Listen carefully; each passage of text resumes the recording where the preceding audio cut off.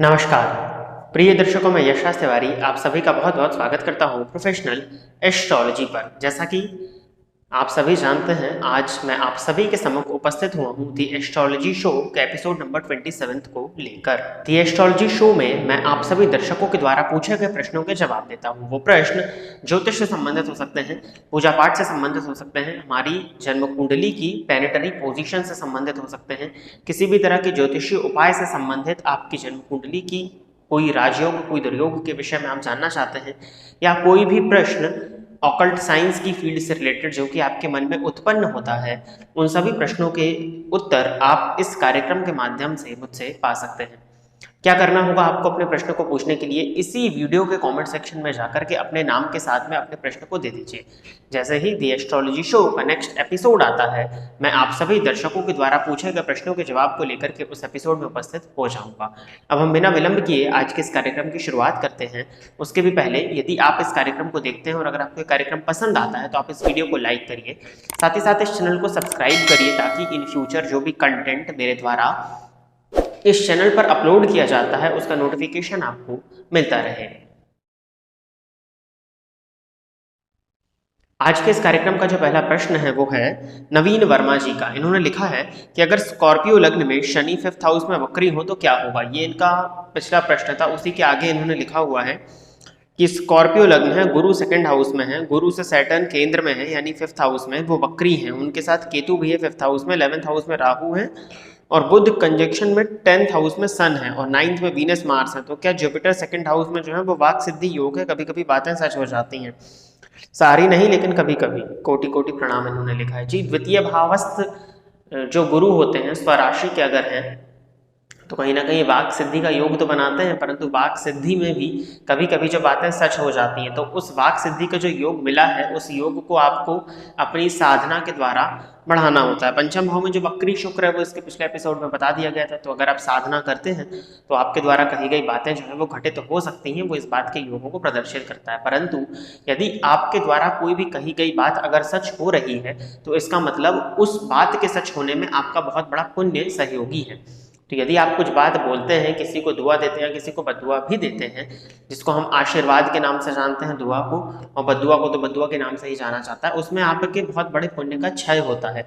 तो इस तरह की बातों को बोलने से सामान्यतः बचना चाहिए। और दूसरी चीज़, अगर आपकी आदत है या आप बोलते हैं, आप इस तरह के कुछ काम करते हैं जिसमें आपकी बात को सच करना या उसकी ज़रूरत है, तो आपको नित्य प्रतिदिन साधना करनी चाहिए। साधना करने से जो आपका वाक सिद्धि का योग है वो और प्रबल हो जाता है। साधना करने से आपके पुण्य का निर्माण होता है।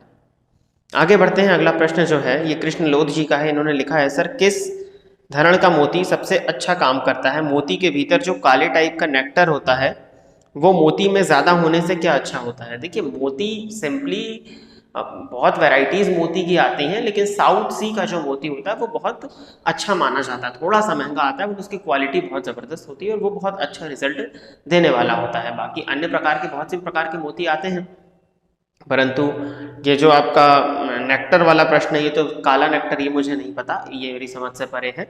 परंतु अगर आप देखें कि किस धारण का मोती, तो साउथ सी का मोती जो है वो सबसे ज़्यादा बेहतर माना जाता है और उसके रिजल्ट भी श्रेष्ठ है, उसकी क्वालिटी भी बहुत अच्छी देखने में आती है। आगे बढ़ते हैं। अगला प्रश्न जो है ये मनराज सिंह जी का है। इन्होंने लिखा है, नवम भाव के अधिपति अष्टम भाव में मंगल चंद्र बुध की युति 12 नंबर राशि में है, यानी अष्टम भाव में मीन राशि है, अर्थात आपकी जन्म कुंडली जो है वो सिंह लगन की है। अब इन्होंने लिखा है कि नवम भाव के अधिपति, तो सिंह लगन में नवमेश कौन बनते हैं? मंगल बनते हैं। अष्टम में मंगल चंद्रमा और बुध, तो नवमेश और 12वें का स्वामी और धनेश और लाभेश जाकर के अष्टम भाव में बैठे हुए हैं। सबसे पहले तो भाग्यपति का जाकर के अष्टम भाव में बैठना अच्छा नहीं माना जाता। भाग्येश जाकर के अगर अष्टम भाव में बैठेंगे तो ये कहीं ना कहीं आपको भाग्य के साथ के लिए हर दिन संघर्ष कराएंगे, यानी कि ये वो स्थिति हो जाती है कि जब प्यास लगे तब कुआं खोदो। अगर सूर्य बली है तो 12वें के स्वामी का अष्टम में आकर के बैठना ये विपरीत राजयोग माना जाएगा, परंतु अगर सूर्य कमजोर है तो विपरीत योग का भी आपको लाभ नहीं मिलेगा। लाभेश अष्टम में बैठ के धन भाव को देखें तो धन के दृष्टिकोण से तो ठीक है, धन संचयन के दृष्टिकोण से भी ठीक है, परंतु वाणी में कड़वाहट को प्रदर्शित कर रहा है। दूसरी चीज, भूमि भवन या वाहन, इनसे संबंधित जो भी मैटर्स होते हैं, मकान बनाने में परेशानी, भाग्य का साथ कहीं ना कहीं कमज़ोर दिखाई पड़ता है। आपको अत्यधिक हनुमान जी की आराधना करनी चाहिए। हनुमान जी की आराधना करने से आपके मंगल कुछ हद तक ठीक होंगे और आपको आपके भाग्य का साथ मिलेगा। अब रही बात अष्टम भावस्थ मंगल है और इस पर किसी पापग्रह की दृष्टि ना पड़ रही है, अगर शनि इत्यादि की दृष्टि पड़ रही है तो ये दुर्घटना योग भी बन जाता है। फिर आपको गाड़ी इत्यादि अगर आप चलाते हैं तो उसमें अत्यधिक सावधानी बरतने की आवश्यकता है। अगला प्रश्न जो है ये अरुण दास जी का है, सर लग्नेश का दान करना चाहिए या नहीं। देखिए ये कहीं ना कहीं कंसेप्ट बहुत से उपायों में से आपने देखा है, दान में सिंपल सी एक लॉजिक चलता है, जो मेरा लॉजिक है आपका लॉजिक दूसरा हो सकता है या अन्य जो लोग बताते हैं उनका लॉजिक दूसरा हो सकता है। दान आप करते हैं, आप होते कौन है दान करने वाले। दान अगर आप कर रहे हैं, आप कोई भी चीज़ कर रहे हैं, कराने वाला कोई और ही होता है, वो शक्ति वो परमात्मा आपसे वो चीज़ कराते हैं, चाहे आप अच्छा कर रहे हैं या बुरा।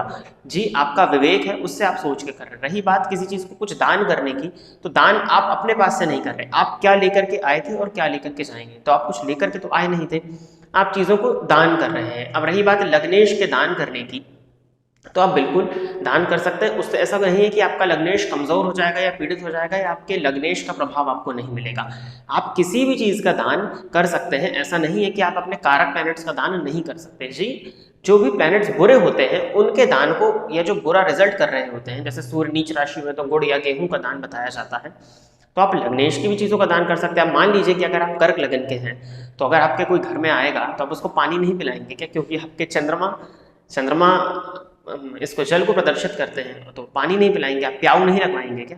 तो प्याऊ अगर आप लगाते हैं तो आपको पुण्य मिलेगा, ना कि आपके उससे लग्नेश कमजोर होंगे। तो ये तथ्य तो टोटली गलत ही है, एक तरह से समझने में तो यही आता है कि लग्नेश है तो उसका दान नहीं कर सकते। ऐसी बहुत सी चीज़ें हैं, सबसे अच्छा उदाहरण जल का ही है। तो आप बेझिझक आपका जो भी दान करने की मर्जी आप उसको दान करिए। शरीर का जो हमको मानव शरीर मिला है उसका एकमात्र उद्देश्य यही है कि और लोगों की सेवा करना, सेवा करने के लिए मिला गया है। तो दान आपसे जितना जो भी आपका बल पड़ता है आप उसको दान कर सकते हैं। ऐसा कुछ भी नहीं है कि लग्नेश है तो उसका दान नहीं किया जाता, आप खुशी से दान कर सकते हैं। और एक प्रश्न और है, कृष्ण लोधी जी ने किया है कि सर मिथुन लग्न में Rahu Jupiter Mercury Venus sun 5th house में, मून 8th हाउस में, राहु दशा एंड मून अंतर्दशा going, what will be the effect. यदि बाल्यकाल है तो पढ़ाई को ये पूरी तरह से बाधित करेगा, मानसिक अशांति बहुत ज़्यादा होगी। एक लाजवर्त बनवा करके लेफ्ट हैंड की मिडिल फिंगर में धारण करिए, यदि कोई और रत्न पहना है तो, और अगर कोई रत्न नहीं पहना है तो राइट हैंड की मिडिल फिंगर में धारण करिए। साथ ही साथ गणेश जी का मंत्र ओम गंग गणपतये नमः नित्य 3 माला जाप करिए और संकट नाशन गणपति स्तोत्र का पाठ करिए। ये तीनों उपायों को निरंतरता के साथ में करिए, क्योंकि इस तरह की स्थिति में राहु की महादशा भयंकरतम मानसिक अशांति, चिड़चिड़ापन, टेंशन और कुछ हद तक डिप्रेशन की तरफ भी व्यक्ति को अग्रसर कर देती है। बुद्धियाभीन मति विभ्रम सर्वशून्यम, बुद्धि को पूरी तरह से भ्रमित कर देती है और हर चीज को शून्य बना करके रख देती है। तो इन उपायों को करिए। गणेश जी जो है वो बुद्धि के अधिष्ठाता हैं, तो गणेश जी की आराधना करने से बुद्धि की प्राप्ति होगी। तो जो राहु की महादशा से संबंधित जो दुष्परिणाम है उसमें काफी हद तक कमी देखने में आपको मिल जाएगी। तो प्रिय दर्शकों, इतने ही प्रश्न आप सभी दर्शकों ने किए थे और इतने ही प्रश्नों के जवाब लेकर के दी एस्ट्रोलॉजी शो के एपिसोड नंबर 27 में मैं आप सभी के समक्ष उपस्थित हुआ था। आशा करता हूं कि जितने भी लोगों के प्रश्नों के जवाब मैंने दिए वो सभी संतुष्ट होंगे। यदि आप इस कार्यक्रम को देखते हैं और अगर आपको ये कार्यक्रम पसंद आता है तो आप इस वीडियो को लाइक करिए, साथ ही साथ आप इस चैनल को सब्सक्राइब करिए, ताकि इन फ्यूचर जो भी कंटेंट मेरे द्वारा इस चैनल पर अपलोड किया जाता है उसका नोटिफिकेशन आपको मिलता रहे।